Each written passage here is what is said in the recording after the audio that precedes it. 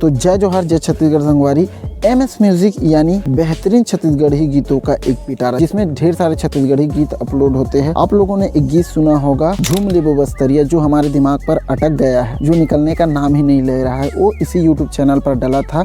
इसमें बहुत अच्छे गीत अपलोड होते हैं। इसी कड़ी में एक गीत आ रहा है तोर मोर नता, जिसमें आप लोगों को स्टार कास्टर नजर आएंगे धनेश साहू और आराधना साहू। इन दोनों की जोड़ी बेहद कमाल की है, जिसे छत्तीसगढ़िया जनता खूब प्यार और पसंद कर रही है। इससे पहले इन दोनों की जोड़ी को आप लोगों ने बैला के घंगर और इहमड़वा में जो गीत है बहुत सुपर हिट गीत है। इन दोनों गीत में आप लोगों ने देखा था और अच्छा खासा प्यार दिया था। और इन दोनों गीत को सुनने के बाद आप लोगों के पैर रुकने का नाम नहीं लेंगे। ऐसा कोई सीजन नहीं है जिसमें ये गीत नहीं चल रहे। इस गीत को छठी से लेकर शादी घरों में एक बक्से में बजाया जाता है। तो आप लोग सुने को नहीं, कमेंट के माध्यम से जरूर बताइएगा।